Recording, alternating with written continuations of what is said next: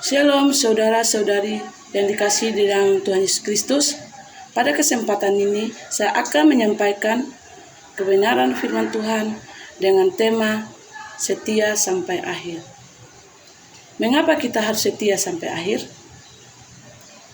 Jadi saudara-saudari, marilah kita belajar sama-sama kebenaran firman Tuhan yang terambil dari kitab Wahyu 2 ayat 10. Tuhan Yesus mengatakan bahwa jangan takut apa yang harus engkau derita. Sesungguhnya iblis akan melemparkan beberapa orang dari antaramu ke dalam penjara supaya kamu dicobai dan kamu akan memperoleh kesusahan selama 10 hari. Hendaklah engkau setia sampai mati dan aku akan mengaruniakan kepadamu mahkota kehidupan.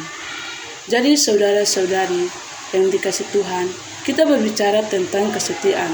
Saudara-saudara, itu diperoleh dari Tuhan. Manusia terkadang susah menjadi orang yang setia. Dengan adanya Tuhan, kita didorong untuk belajar kesetiaan. Tetapi kesetiaan yang daripada Tuhan akan mendapatkan karunia dan kehidupan. Seringkali ada dijumpai kesulitan, kesusahan, bahkan penganiayaan. Apakah dalam menghadapi sisa kehidupan kita di dunia ini, kita akan terus bertahan dalam iman? Atau apakah kita jatuh? Karena itu setialah sampai mati untuk menetapkan mahkota kehidupan itu. Ada 2 poin yang saya bagikan kepada saudara-saudari yang terkasih. Pertama, jangan takut. Terambil dari Yesaya 41 ayat 10. Janganlah takut sebab aku akan menyertai engkau. Janganlah bimbang sebab aku ini Allahmu.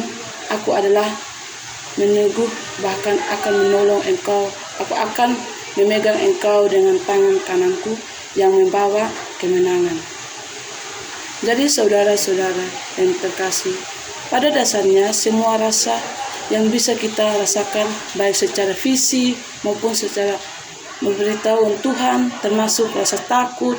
Jika kita tidak memiliki rasa takut sama sekali, itu akan membahayakan diri kita. Nah, poin kedua adalah hidup dalam kebenaran. Yesaya 33 ayat 15. Orang yang hidup dalam kebenaran ialah hidup dalam kebenaran. Terambil dari kitab Yesaya 33 ayat 15. Orang yang hidup dalam kebenaran, yang akan berbicara dengan jujur, yang membebaskan tangannya supaya jangan menerima suap, yang menutup telinganya supaya jangan mendengar rencana penumpahan darah, yang menutupi matanya supaya jangan melihat kejahatan. Jadi saudara-saudara, hidup dalam kebenaran adalah hidup tanpa kepalsuan, hidup tanpa manipulasi, atau dengan kata lain, hidup secara jujur. Kita melihat kebenaran itu ada pada Allah, dalam diri Allah.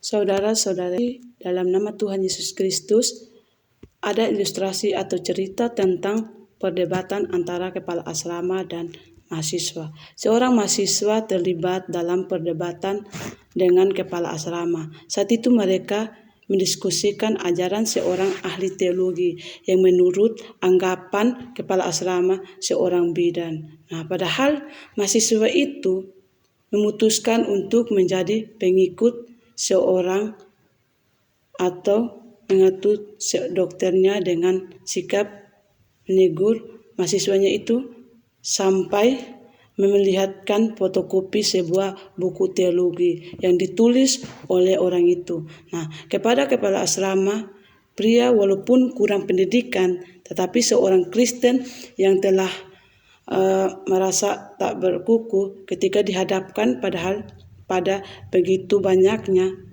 pengetahuan atau anak muda, akhirnya ia merasa frustasi dan kalah. Nah, kesimpulannya, jadi saudara-saudara, kita simpulkan bahwa hendaklah kita menjadi setia dalam segala perkara dan janganlah takut untuk hidup dalam kebenaran.